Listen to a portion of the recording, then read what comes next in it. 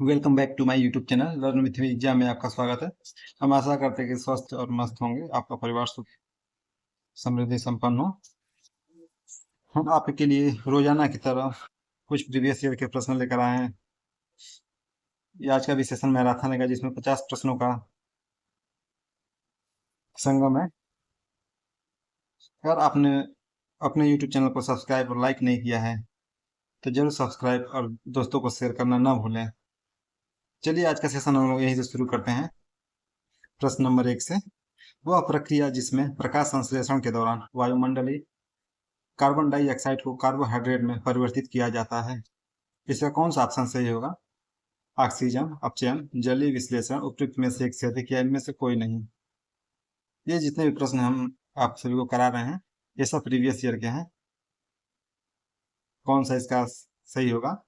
जिसमें प्रकाश संश्लेषण के दौरान वायुमंडलीय कार्बन डाइऑक्साइड को कार्बोहाइड्रेट में परिवर्तित करता है, इसका ऑप्शन नंबर बी सही होगा, रेड्यूक्शन अपचयन।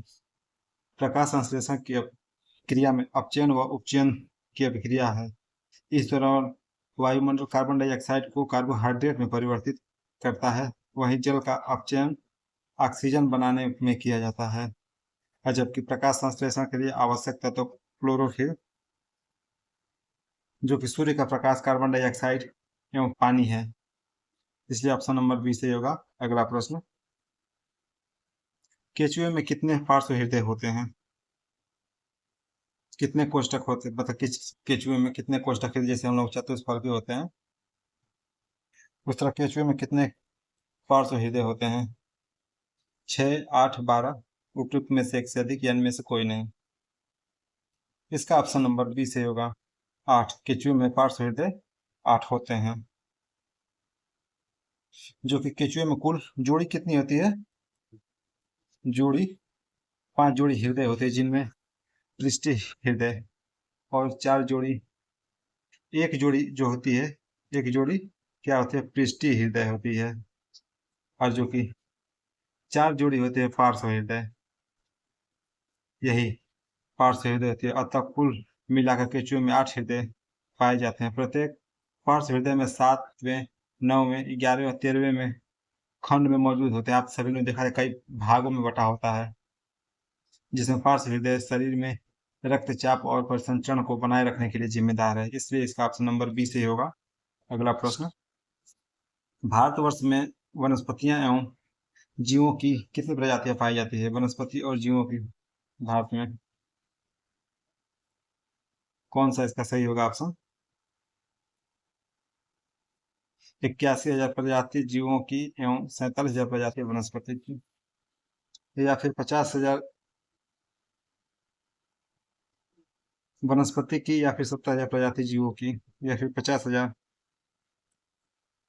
जीवों की, या 40,000 प्रजातियों वनस्पति की। कौन सा इसका ऑप्शन सही होगा? इसका ऑप्शन नंबर 1 सही होगा, 81,000 प्रजाति जीवों की एवं 47,000 प्रजाति वनस्पति की, जो कि भारतवर्ष में वनस्पति और जीवों की प्रजातियां पाई जाती है। ऑप्शन नंबर 1 सही होगा।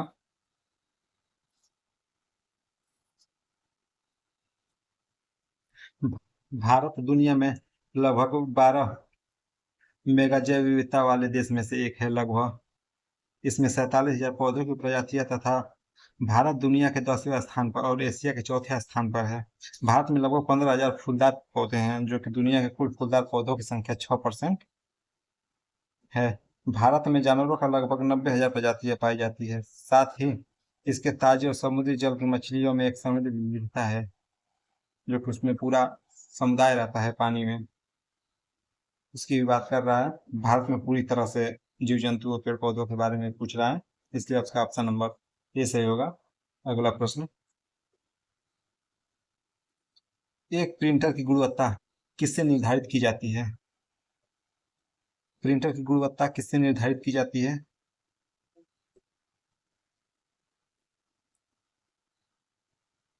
चलिए प्रश्न लिख देते हैं।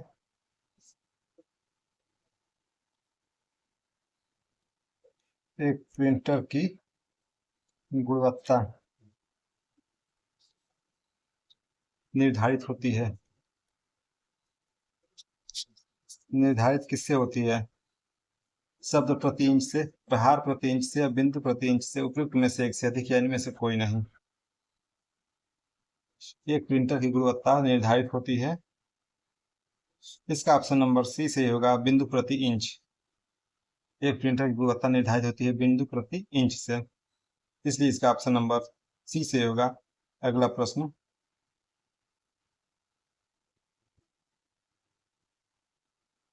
किसी भी प्रिंटर की गुणवत्ता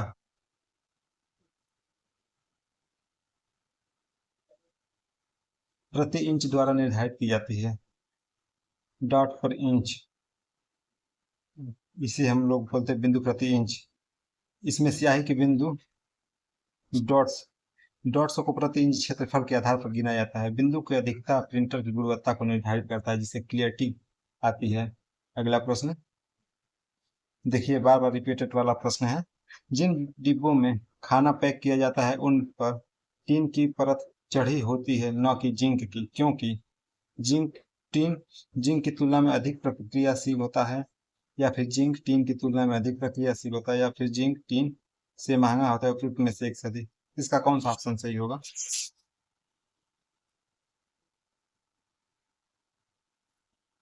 डिब्बों पर टीन की परत चढ़ी होती है, न कि जिंक की, ऐसा क्यों होता है? इसका ऑप्शन नंबर डी से होगा, टीन की तुलना में अधिक प्रक्रियाशील होता है। कौन सा? जिंक, इसलिए इसका ऑप्शन नंबर बी सही होगा। अगला प्रश्न, आप समझ सकते हैं कि खाना पैक करने वाले डब्बों में जिंक की परत इसलिए नहीं चढ़ाई जाती क्योंकि वो भोजन को अम्ल तथा क्षार में प्रतिक्रिया कर खाद्य पदार्थ को जहरीला बना देता है, जबकि टीन काफी कम प्रतिक्रियाशील होता है, जिससे खाद्य पदार्थ लंबे समय तक सुरक्षित रखा जा सकता है, इसलिए इसका ऑप्शन नंबर बी सही होगा। अगला प्रश्न,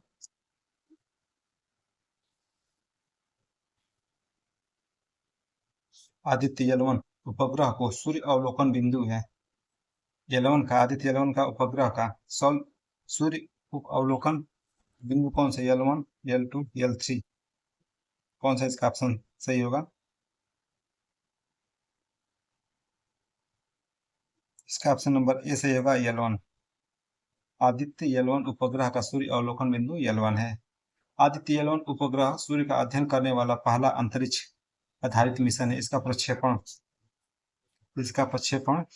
PSLV C57 रॉकेट का उपयोग करके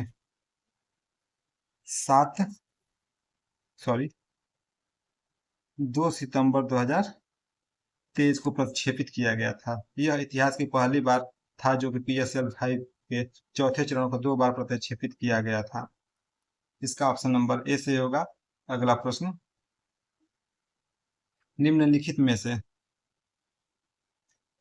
कौन सा फोटो इलेक्ट्रिक उपकरण डिजिटल अनुप्रयोग के लिए सबसे उपयुक्त है? फोटोवोल्टिक सेल, फोटो उत्सर्जक सेल, फोटो डायोड, उपयुक्त में से एक से अधिक। कौन सा फोटो इलेक्ट्रिक उपकरण डिजिटल अनुप्रयोग के लिए सबसे उपयुक्त है? इसका ऑप्शन नंबर ए से होगा, फोटोवोल्टिक सेल, जो कि उन उपकरण सामग्रियों को संदर्भित करता है जो कि ऑप्टिकल सिग्नल उत्पन्न करता है, परिवर्तित करता है तथा संचारित करता है, संसाधित और संग्रहित करता है।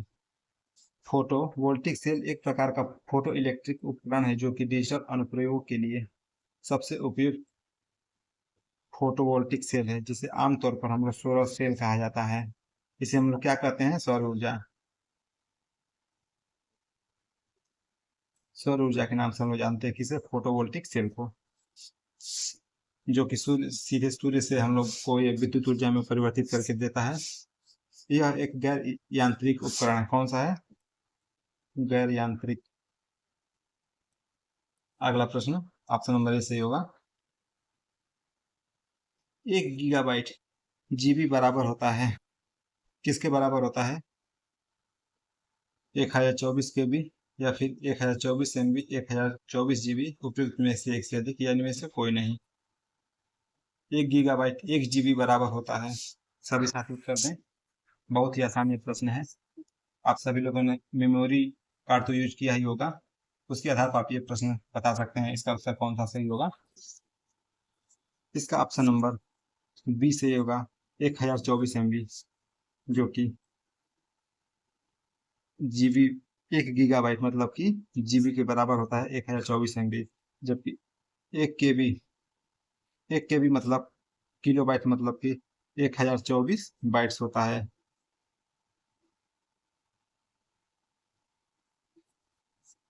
और 1 MB बराबर इसी का बस फेरबदल होता है, 1024 KB। 1 KB MB से छोटा है, ये बिट्स में जाएगा, बाइट्स में जाएगा। और 1 MB बराबर होता है 1024, ये किलो बाइट्स में जाएगा। इसका ऑप्शन नंबर 1 GB बराबर होता है 1024 MB के। अगला प्रश्न,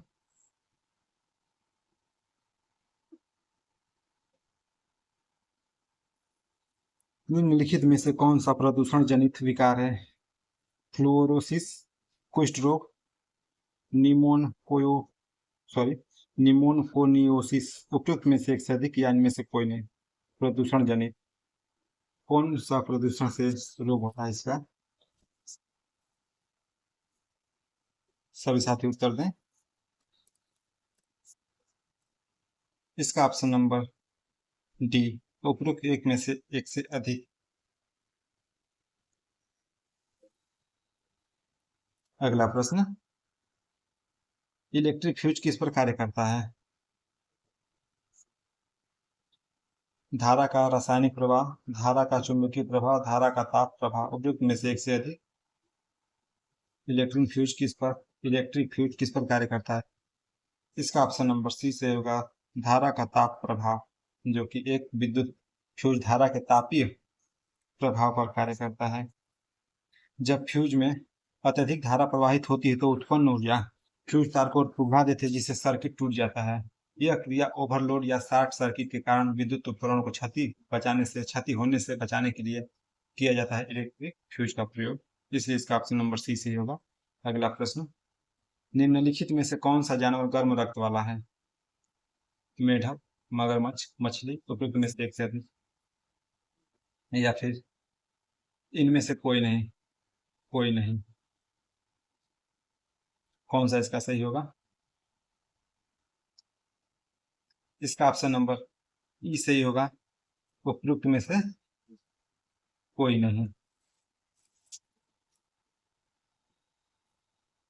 गर्म खून वाले प्राणी वे होते हैं जो अपने शरीर के तापमान को विशेष के तापमान में मौजूद मतलब विपरीत तापमान के बावजूद भी स्थिर रखते हैं। स्तनधारी और पक्षी गर्म खून वाले प्राणी होते हैं, इसलिए इसका ऑप्शन नंबर ई से होगा। अगला प्रश्न, इनमें से कोई नहीं। ड्राई आइस क्या है? सूखा बर्फ क्या है?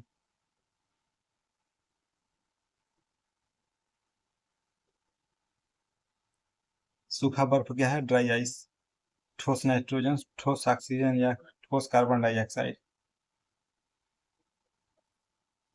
इसका ऑप्शन नंबर सी से होगा, ठोस कार्बन डाइऑक्साइड, जो कि सूखा बर्फ है, जिसे हम लोग CO2 के नाम से जानते हैं। सूखा बर्फ CO2 को कहा जाता है। इसे सूखी बर्फ कहा जाता है क्योंकि यह गर्म होने पर तरल में नहीं बदलता, इसके बजाय यह सीधे कार्बन डाइऑक्साइड गैस के रूप में बदल जाता है। यह गुण इसे ठंडा करने और जमने के उद्देश्य से किया जाता है उपयोग में, खासकर जब तरल शीतल की आवश्यकता होती नहीं है। इसे ठंडा करने के लिए किया जाता है। अगला प्रश्न, ओजोन O3 के बारे में तथ्य है, इसका कौन सा ऑप्शन सही होगा? यह उच्च तरंगदैर्ध्य विकिरण को अवशोषित करता है। यह वायुमंडल की सबसे स्थिर गैस है। यह मेसोस्फीयर में पाया जाता है। कौन सा इसका सही होगा? या फिर इनमें से कोई नहीं। ओजोन के बारे में कुछ तथ्य, इसका ऑप्शन नंबर ई सही होगा, कोई नहीं। ओजोन 3 ऑक्सीजन परमाणु से मिलकर बना होता है अणु है। यह पृथ्वी के ऊपरी वायुमंडल सप्ताप और निचले वायुमंडल क्षोभ मंडल में दोनों में पाया जाता है, इसलिए इसका ऑप्शन नंबर ई सही होगा। इनमें से कोई नहीं। कोई नहीं। अगला प्रश्न, अम्ल वर्षा के लिए जिम्मेदार प्रदूषक कौन सा है? कार्बन डाइऑक्साइड, जल वाष्प या CO2, या इनमें से कोई नहीं। उपयुक्त में से एक से अधिक। अम्लीय वर्षा किसके कारण होती है? कौन सा इसका ऑप्शन सही होगा? सभी साथी उत्तर देने का प्रयास करेंगे।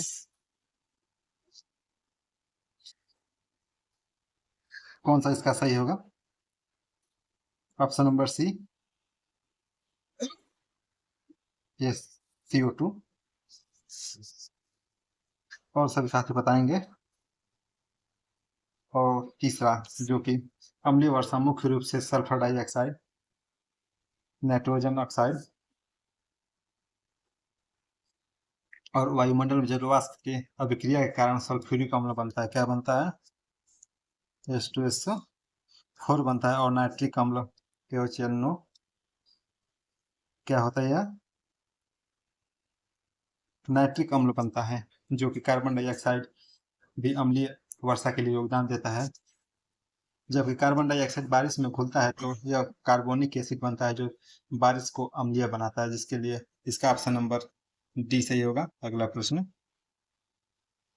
फाइलम इकाइनोडर्मेटा के लिए क्या सत्य है? इसका कौन सा ऑप्शन सही होगा फाइलम इकाइनोडर्मेटा के लिए? वे त्रिप्लोप्लास्टिक है और इनके पास सिलोमिक कैविटी होती है। जबकि अगला उत्तर, उनके पास एक विशिष्ट जल संचालित नली प्रणाली होती है। या फिर ये विशेष रूप से स्वतंत्र रूप में रहने वाले समुद्री जीव होते हैं, इकाइनोडर्मेटा। इसका कौन सा उत्तर सही होगा?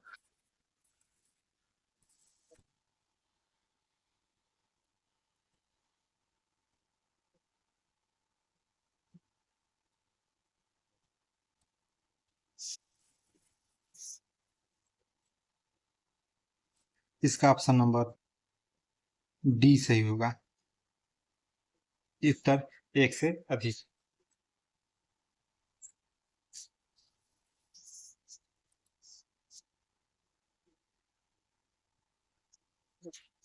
अगला प्रश्न, निम्नलिखित में से कौन अंतःस्रावी ग्रंथि नहीं है? उस प्रश्न में था बहिस्रावी, पिछले प्रश्न में ये अंतःस्रावी, थायराइड, पिट्यूटरी, अश्रु ग्रंथि। उपयुक्त में से एक से अधिक या इनमें से कोई नहीं। अंतःस्रावी ग्रंथि नहीं है। इसका ऑप्शन नंबर कौन सा सही होगा? ए सही होगा या बी या सी डी ई? कौन सा इसका सही होगा? इसका ऑप्शन नंबर सी सही होगा, अश्रु ग्रंथि, जो कि लैक्रिमल ग्रंथि अंतःस्रावी ग्रंथि नहीं है, यह एक बहिग्रंथि है। कौन सी ग्रंथि है?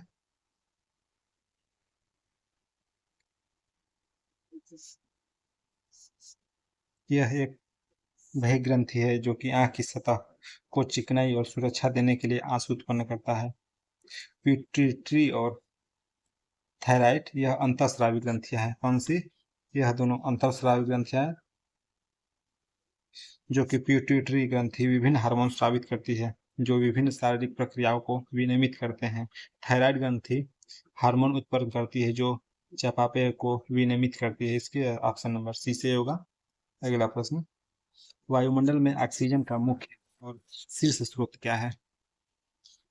वन पौधों द्वारा प्रकाश संश्लेषण, या सागरी पौधों द्वारा प्रकाश संश्लेषण, या घास के मैदान पारिस्थितिकी तंत्र द्वारा प्रकाश संश्लेषण? कौन सा इसका सही होगा? वायुमंडल में ऑक्सीजन का मुख्य और शीर्ष स्रोत क्या है? इसका ऑप्शन नंबर बी से होगा, सागरी पौधों द्वारा प्रकाश संश्लेषण। समुद्री पौधे, विशेष रूप से फाइटोप्लैंक्टन, को पृथ्वी के वायुमंडल में ऑक्सीजन के उत्पादन में प्रमुख योगदान करता है।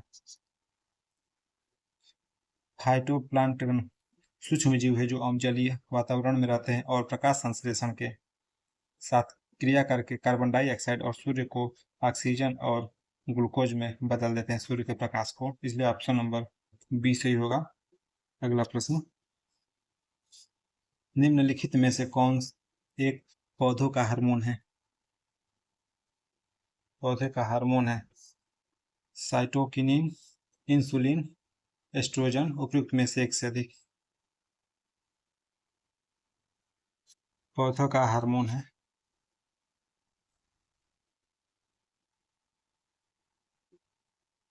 इसका ऑप्शन नंबर ए से होगा साइटोकिनिन, जो कि एक पादप हार्मोन है जो पौधों की जड़ों और टहनियों में कोशिका विभाजन को बढ़ावा देता है। यह कोशिका प्रसार, विभेदन और जीर्णता में देरी सहित पौधों की वृद्धि और विकास में महत्वपूर्ण निभाता है। इसलिए इसका ऑप्शन नंबर ए सही होगा। अगला प्रश्न, साइटोकिनिन ही जो है पादप हार्मोन है पेड़ पौधों का। अगला प्रश्न, वायुमंडल को अपनी अधिकांश ऊर्जा किससे प्राप्त होती है? लंबी तरल स्थलीय विकिरण से, छोटी तरंग स्थलीय विकिरण से, या सूर्य से उपयुक्त में से एक से अधिक, या इनमें से कोई नहीं?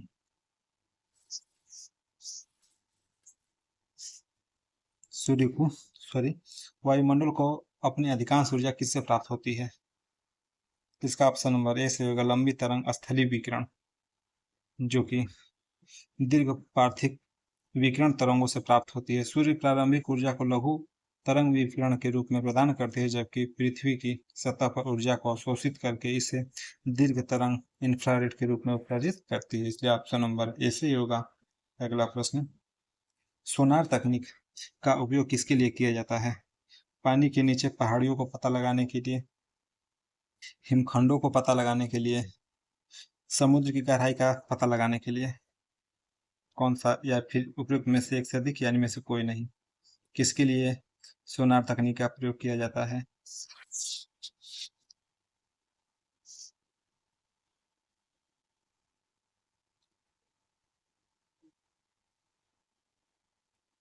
इसका ऑप्शन नंबर डी से होगा। इनमें से एक से अधिक सोनार तकनीकी उपयोग कई उद्देश्य के लिए किया जाता है, जैसे हिमशैल का पता लगाने के लिए, समुद्र की गहराई निर्धारण करने के लिए, पता लगाने के लिए, और पानी के नीचे पहाड़ियों का मैपिंग करने के लिए, जिसे हम लोग सोनार प्रतिध्वनि के सिद्धांत पर आधारित है। यह पराश्रव्य तरंगों से, इसे क्या कहते हैं? पराश्रव्य तरंग को समुद्र के नीचे, यह पराश्रव्य तरंग जो कि समुद्र के नीचे क्षेत्र की ओर और परावर्तन के बाद ध्वनि जहाज पर आती है। हम ध्वनि तरंग द्वारा लिए गए समय को मापते हैं और फिर इसे गहराई को मिलाते हैं। इसलिए ऑप्शन नंबर डी से होगा। अगला प्रश्न,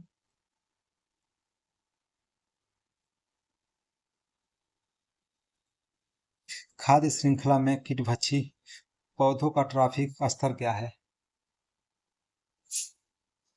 प्राथमिक उपभोक्ता, माध्यमिक उपभोक्ता, उत्पादक, उपयुक्त में से एक से अधिक, या इनमें से कोई नहीं?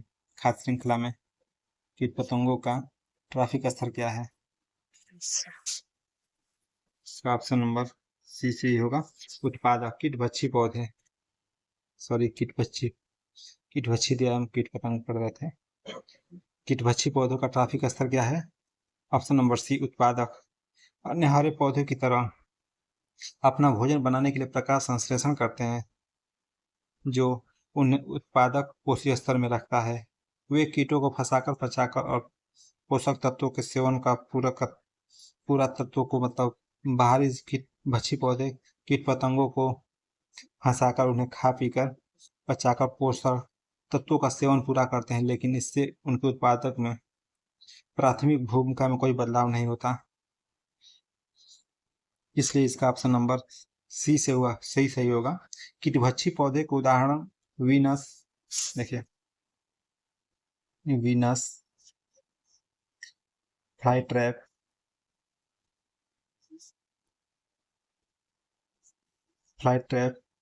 पीचर प्लांट, सनड्यूस इत्यादि शामिल है। अगला प्रश्न, मानव आंख की फोकल लंबाई में परिवर्तन किसके कारण होता है? पुतली, कार्निया, सिलियरी मांसपेशी, उपयुक्त में से एक से अधिक, या इनमें से कोई नहीं? मानव आंख की फोकल लंबाई में परिवर्तन किसके कारण होता है?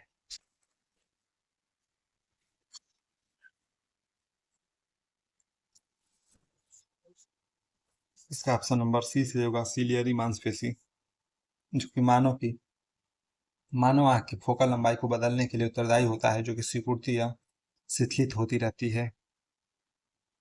इसलिए ऑप्शन नंबर सी से होगा। अगला प्रश्न, टंगस्टन सॉरी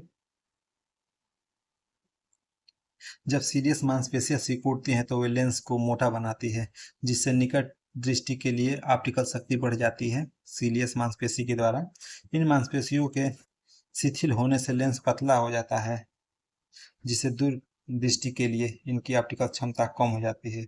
पुतली आंख में प्रवेश करने वाली प्रकाश की मात्रा को नियंत्रित करती है, लेकिन फोकल लंबाई को नहीं बदलती। कार्निया आंख की अधिकांश ऑप्टिकल शक्ति प्रदान करती है, लेकिन इसका आकार और अपवर्तनांक स्थिर रहता है, इसलिए फोकल लंबाई को नहीं बदलता। ऑप्शन नंबर सी से होगा अगला प्रश्न। टंगस्टन का उपयोग निम्नलिखित में से किसमें किया जाता है? धातु निष्कर्षण, बिजली का बल्ब, इंसुलेटर, उपरोक्त में से एक से अधिक या इनमें से कोई नहीं। टंगस्टन का उपयोग निम्नलिखित में से किसमें किया जाता है? ऑप्शन नंबर बी, बिजली का बल्ब। टंगस्टन का उपयोग आमतौर पर इलेक्ट्रिक बल्बों में फिलामेंट देखे हैं आप सभी। इस तरह जो बल्ब रहता है उसमें इस तरह लगा होता है, इसी को हम लोग टंगस्टन के नाम से जानते हैं। यही फिलामेंट टंगस्टन के नाम से जाना जाता है, क्योंकि इसकी उच्च गलनांक और अच्छी विद्युत चालकता होती है। टंगस्टन फिलामेंट उच्च तापमान पर पिघले बिना काम करता है, जिससे एक उज्ज्वल सफेद और प्रकाश मिलता है। ऑप्शन नंबर बी से ये होगा अगला प्रश्न। रासायनिक रूप से जंग क्या है?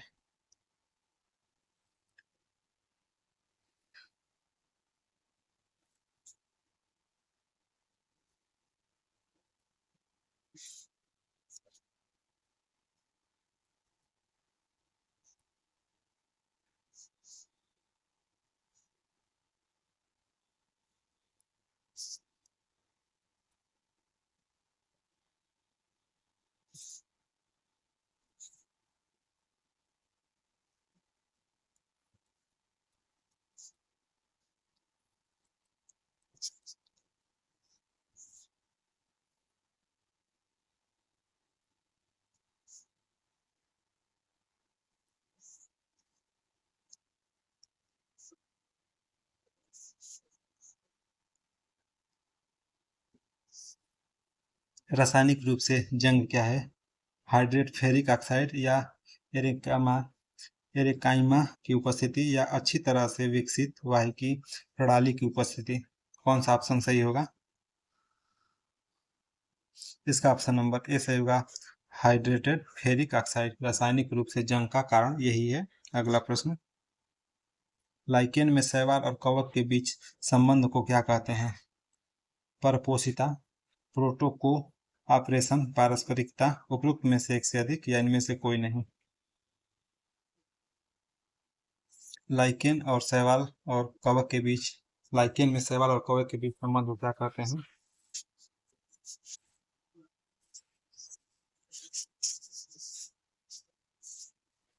इसका ऑप्शन नंबर सी से होगा,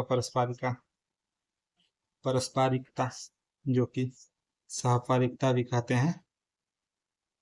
इस संबंध में दोनों जीवों को लाभ होता है।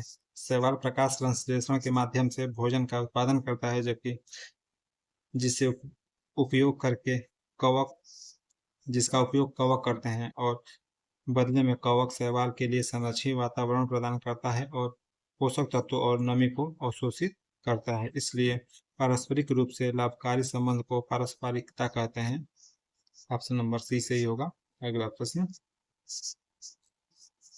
वे कौन से लक्षण हैं जो एक पौधों को जल जीव बनाते हैं, हाइड्रोफाइट बनाते हैं, जलीय जीव बनाते हैं? यांत्रिक ऊतक की अनुपस्थिति,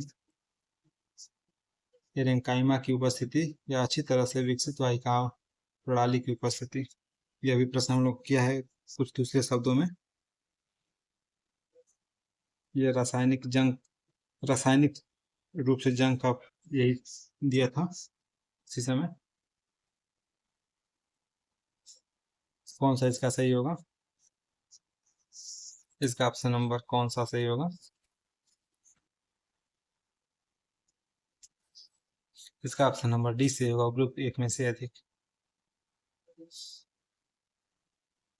जलोद्भिद पौधे बहुत नमी सॉरी जलविद्युत पौधे पानी या बहुत नम परिस्थितियों में उगने के लिए अनुकूलित होते हैं। वे आमतौर पर यांत्रिक ऊतक की अनुपस्थिति दिखाते हैं और पानी की धाराओं में लचीला रहने में मदद करते हैं। कई जलोद्भिद में वायुतक होता है, एक विशेष ऊतक जो गैस विनिमय की सुविधा प्रदान करता है।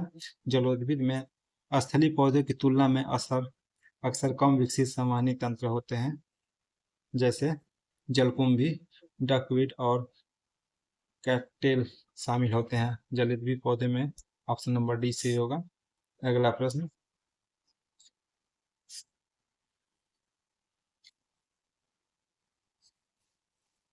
वाहन में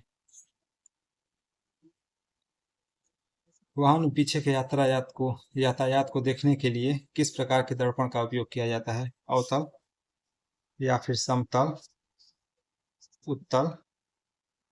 किस दर्पण का प्रयोग किया जाता है यातायात देखने के लिए पीछे? इसका ऑप्शन नंबर सी से होगा, उत्तल लेंस सॉरी उत्तल दर्पण। उत्तल दर्पण का उपयोग वाहनों को पीछे की ओर यातायात देखने के लिए किया जाता है। वे समतल या अवतल दर्पणों की तुलना में अधिक व्यापक दृश्य क्षेत्र प्रदान करते हैं।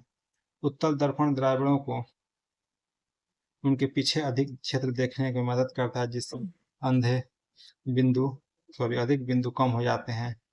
ये दर्पण वस्तुओं को छोटे सीधे प्रतिबिंबित करते हैं। उत्तल दर्पण, इसलिए ये वाहनों में लगाया जाता है पीछे के यातायात को देखने के लिए। ऑप्शन नंबर सी सही होगा। अगला प्रश्न, हवा की गुणवत्ता एवं वायु प्रदूषण नियंत्रण में एसपीएम प्रयोग होता है। एसपीएम से तात्पर्य है ठोसकृत कणकीय पदार्थ, निलंबित कणकीय पदार्थ, विलय कणकीय पदार्थ। उपयुक्त में से एक से अधिक कौन सा इसका सही होगा?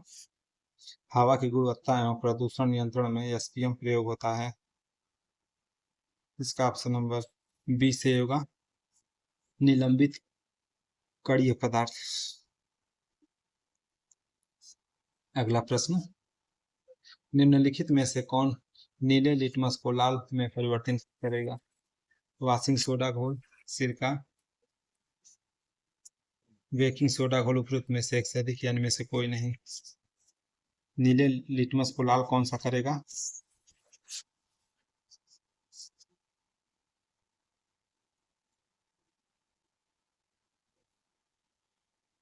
इसका ऑप्शन नंबर बी से होगा, सिरका, जिसे हम लोग एस्टिक अम्ल के नाम से भी जानते हैं। सिरका एक अम्लीय पदार्थ है, यही कारण है कि नीले लिटमस पेपर को लाल कर देता है। नीले लिटमस पेपर का उपयोग किसी अम्ल की उपस्थिति का परीक्षण करने के लिए किया जाता है। अम्ल नीले लिटमस पेपर को लाल कर देगा। वॉशिंग सोडा का घोल और बेकिंग सोडा का घोल प्राकृतिक में क्षारीय होते हैं और लाल लिटमस पेपर को नीला कर देते हैं, जबकि वॉशिंग सोडा और बेकिंग सोडा लाल से नीला कर देते हैं, और जबकि नीले लिटमस को लाल में सिरका परिवर्तित कर देता है। अगला प्रश्न, इसके ऑप्शन नंबर बी से होगा। अगला प्रश्न, निम्नलिखित में से कौन सा शब्द सर्किट में विद्युत शक्ति का प्रतिनिधित्व नहीं करता है? V I, I square R, I R square. उपयुक्त में से एक से अधिक यानी में से कोई नहीं। विद्युत शक्ति का प्रतिनिधित्व नहीं करता है। ऑप्शन नंबर सी से होगा, आई आर स्क्वायर। किसी परिपथ में विद्युत ऊर्जा को उस दर के रूप में परिभाषित किया जाता है जिस पर विद्युत परिपथ द्वारा विद्युत ऊर्जा स्थानांतरित की जाती है। विद्युत शक्ति की मापक इकाई वाट होता है और विद्युत परिपथ में विद्युत शक्ति की गणना इनमें शामिल बिंदु राशियों जैसे वोल्ट का हो गया, प्रतिरोध हो गया और धारा हो गया, आधार पर विभिन्न सूत्रों का उपयोग किया जा सकता है। V I equal to R square equal to V square by R. Option number इसलिए तीसरा सही है। अगला प्रश्न, साबुन उपयोग में पाए जाने वाले उत्पादक हैं। साबुन उपयोग किससे किया जाता है? कास्टिक सोडा, ग्लिसरॉल, नैप्थेलीन उपयुक्त में से एक से अधिक या इनमें से कोई नहीं। कौन सा इसका सही होगा?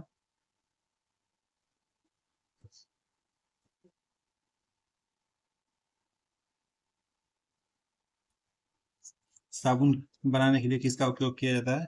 ऑप्शन नंबर बी से होगा ग्लिसरॉल, जो कि साबुन में विशेषतः साबुनीकरण नामक साबुन बनाने की एक पारंपरिक क्रिया है, जो कि वसा या तेल को एक प्रबल क्षारक प्रायः सोडियम हाइड्रॉक्साइड के साथ अभिक्रिया कराकर साबुन और ग्लिसरॉल का उत्पादन किया जाता है। इस प्रक्रिया में ट्राइग्लिसराइड वसा और तेल में पाया जाने वाला वसीय अम्ल, जो कि साबुन और ग्लिसरॉल में विघटन होता है, इसलिए ऑप्शन नंबर बी से होगा और साबुन का उत्पादन किया जाता है। अगला प्रश्न, फ्लोरोसेंट फ्लोरोसेंट ट्यूब में सबसे सामान्य रूप से उपयोग किया जाने वाला पदार्थ क्या है?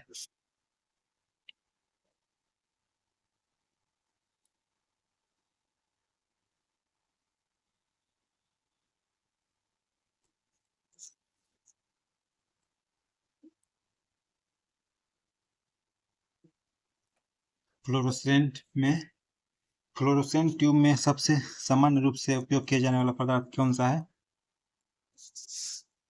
सोडियम ऑक्साइड और आर्गन, सोडियम वाष्प और नियान, या फिर पारा वाष्प व आर्गन। कौन सा इसका सही होगा? इसका ऑप्शन नंबर सी से होगा, पारा वाष्प का व आर्गन। यही फ्लोरोसेंट ट्यूब में सबसे समांतर रूप में उपयोग किए जाने वाला पदार्थ है, ऑप्शन नंबर सी से होगा। अगला प्रश्न, लाल रक्त किस तरल माध्यम से बनता है? लसिका, प्लाज्मा, प्लेटलेट्स। तरल कौन सा? रक्त किस तरल माध्यम से बनता है? प्लाज्मा, लसिका, प्लेटलेट्स। ऑप्शन नंबर ए से होगा प्लाज्मा, जो कि रक्त की संरचना जटिल होती है, जिसमें विभिन्न घटक शामिल होते हैं जो शरीर में आवश्यक कार्य करते हैं। रक्त के मुख्य घटकों में प्लेटलेट्स का प्लाज्मा होता है, आरबीसी, डब्ल्यूबीसी और प्लेटलेट्स पाए जाते हैं। रक्त का तरल माध्यम जो इन कोशिकाओं और अन्य पदार्थों को वहन करता है, उनके कार्य के लिए महत्वपूर्ण है। प्लाज्मा रक्त का तरल घटक है, जिसमें रक्त कोशिकाएं निलंबित होती हैं, इसलिए ऑप्शन नंबर ए सही होगा। अगला प्रश्न, पाचन के बाद प्रोटीन किस में परिवर्तित हो जाता है? स्टार्च, कार्बोहाइड्रेट, अमीनो अम्ल, उपरोक्त में से एक से अधिक या इनमें से कोई नहीं।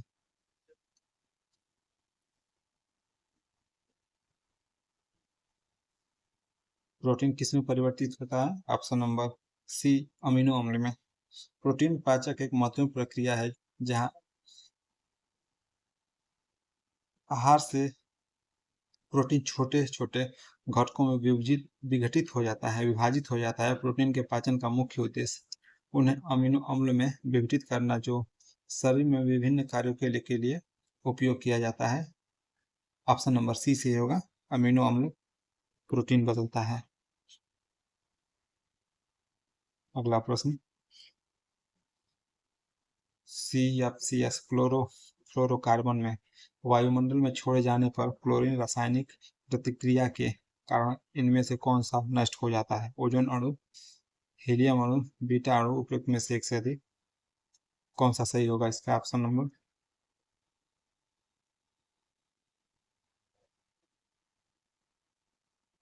इसका ऑप्शन नंबर सी से होगा, बीटा अणु, जो कि क्लोरोफ्लोरोकार्बन वायुमंडल में छोड़े जाने पर क्लोरीन रासायनिक प्रक्रिया के कारण नष्ट हो जाता है, बीटा अणु।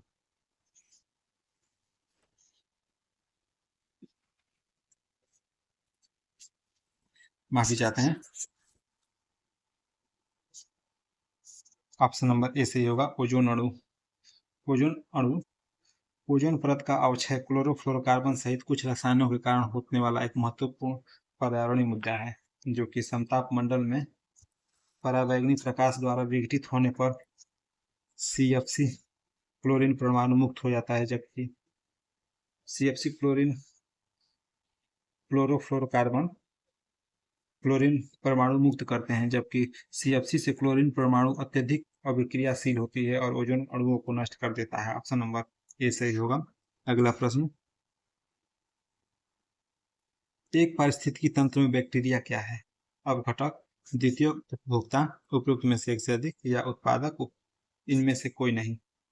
पारिस्थितिकी तंत्र में बैक्टीरिया क्या है? ऑप्शन नंबर ए सही होगा, अपघटक।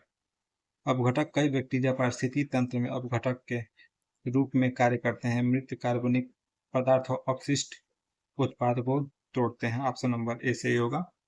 अगला प्रश्न, इनपुट और आउटपुट तंत्रिकाएं कहाँ मिलती है? हृदय, यकृत, या केंद्रीय तंत्रिका तंत्र, उपयुक्त में से एक से अधिक, या इनमें से कोई नहीं।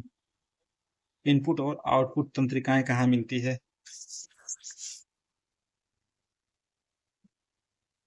ऑप्शन नंबर सी सही होगा, केंद्रीय तंत्रिका तंत्र। तंत्रिका तंत्र के दो मुख्य प्रकार की तंत्रिकाएं होती हैं। पहला संवेदी या अभिवाहित तंत्रिकाएं, और दूसरा, पहला क्या होता है? संवेदी, और दूसरा क्या होता है? मोटर।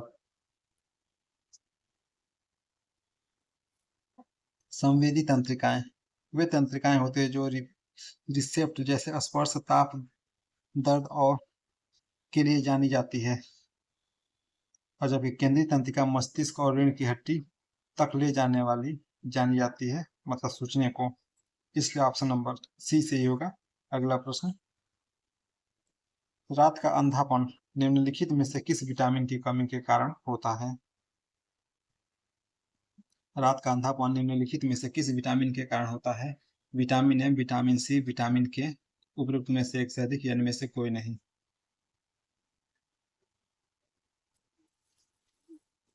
ऑप्शन नंबर ए से होगा, विटामिन ए, जो कि रतौंधी एक विटामिन की ए की कमी से होता है। विटामिन ए का रासायनिक नाम रेटिनाल है। ऑप्शन नंबर ए सही होगा। अगला प्रश्न, भोजन में संग्रहित ऊर्जा शरीर में किस प्रक्रिया द्वारा मुक्त होती है? श्वसन, उत्सर्जन, निष्कासन, उपरोक्त में से एक से अधिक, या इनमें से कोई नहीं। भोजन में संग्रहित ऊर्जा शरीर में किस प्रक्रिया द्वारा मुक्त होती है? ऑप्शन नंबर ए सही होगा, श्वसन। भोजन में मौजूद ऊर्जा श्वसन अभिक्रिया के द्वारा निकलती है। श्वसन चयापचय प्रक्रिया वो प्रक्रिया का एक समूह है जो जीवों की कोशिकाओं के भीतर होता है और इसलिए ऊर्जा जारी करता है। इस ऑप्शन नंबर सी सी एक ए सही होगा। अगला प्रश्न, सामान्य सर्दी का कारण क्या है? कवक, बैक्टीरिया, विषाणु, उपयुक्त में से एक से अधिक, जो कि आजकल वायरल फीवर की तरह चल रहा है। कौन सा ऑप्शन सही होगा? इसका ऑप्शन नंबर सी से होगा, विषाणु, जो कि सामान्य जुकाम वायरस संक्रमण के कारण होता है। सबसे आमतौर पर राइनो वायरस के कारण होता है। यह अन्य वायरस जो सर्दी जैसे लक्षण पैदा कर देता है। अगला प्रश्न, कान के पर्दे का कंपन निम्नलिखित में से किसके कारण होता है? ध्वनि तरंग, प्रकाश, चुंबकीय, विद्युत चुंबकीय तरंग, उपयुक्त में से एक से अधिक। कौन सा इसका सही होगा उत्तर? कान के पर्दे का कंपन किसके कारण होता है? ऑप्शन नंबर ए से होगा, ध्वनि तरंग। ध्वनि तरंग जब कान की नली से होकर गुजरता है तो कान के पर्दे को कंपन करने के कारण बनते हैं।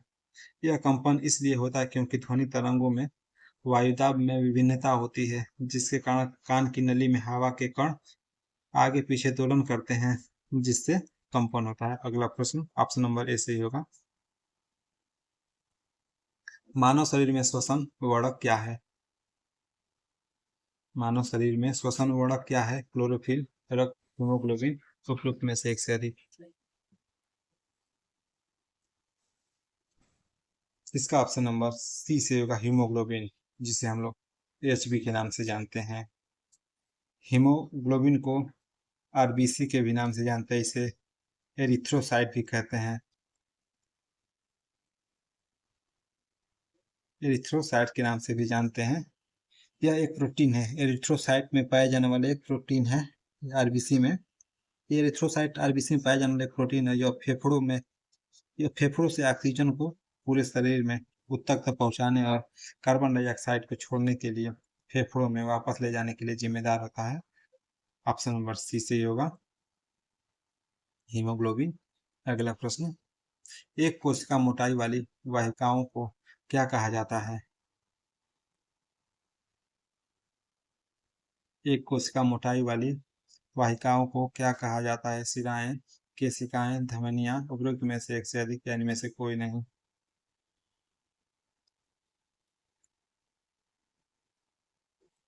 एक केशिकाएं मोटाई वाली वाहिकाओं को क्या कहा जाता है? ऑप्शन नंबर बी से ही होगा केशिकाएं। यह सबसे छोटी और अधिक संख्या वाली रक्त वाहिकाएं होती है जिनमें कोशिकाएं कहलाते हैं, जिनको हम लोग कोशिकाएं कहते हैं।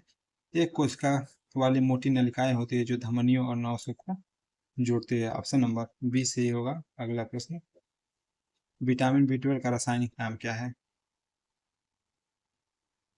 चलिए इसका देखते हैं। विटामिन बी12 का रासायनिक नाम कोबालामीन है और थायमीन का, विटामिन बी1 का नाम थायमीन है और बी2 का विटामिन बी2 का नाम राइबोफ्लेविन और बी3 का नियासिन, 80 का स्कारबिक एसिड और डी का कैल्सीफेरॉल और ई का टोकोफेरॉल और के का हाइलोक्विनोन। सभी साथी उत्तर इसका पढ़ ले और नोट कर लें। अगला प्रश्न, निम्नलिखित में से कौन विटामिन ए का अच्छा स्रोत है? केला, मछली का तेल, चीनी, उपरोक्त में से एक से अधिक या इनमें से कोई नहीं। विटामिन ए का अच्छा स्रोत है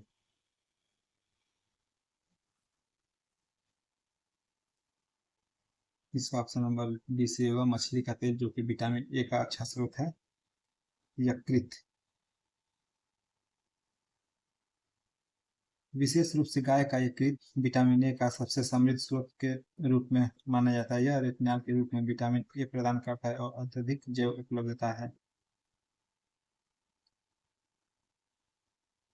और मछली का लीवर, मछली के लीवर का तेल जैसे कि कार्ड लीवर तेल विटामिन ए का उत्कृष्ट स्रोत है। इसमें विटामिन डी भी होता है जो एक मूल्यवान आहार अनुपूरक बनाता है। विटामिन ए दूध, दही, दूध, दही, पनीर इत्यादि सब विटामिन ए के अच्छे स्रोत हैं। अंडे का जर्दी विटामिन ए का भी अच्छा स्रोत है जो कि मुख्य रूप से रेटिनॉल के रूप में है। अगला प्रश्न, निम्नलिखित में से कौन गर्म रक्त वाला है? पिछले प्रश्न हम लोगों ने इसे पढ़ा। मेढक, मगरमच्छ, कबूतर। इसका ऑप्शन नंबर सी से होगा कबूतर, जो कि समतापी जंतुए होते हैं जो शरीर की ऊष्मा बना सकते हैं, जैसे पक्षी, स्तनधारी,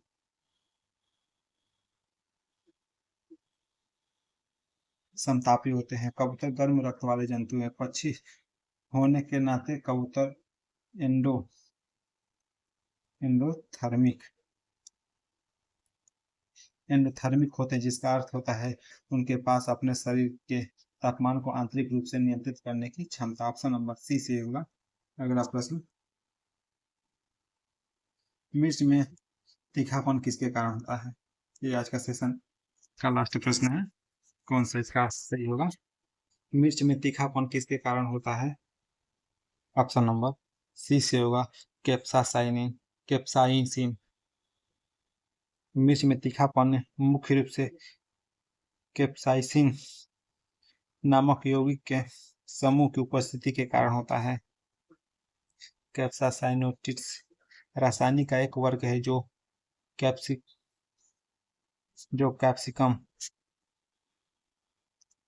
कैप्सिकम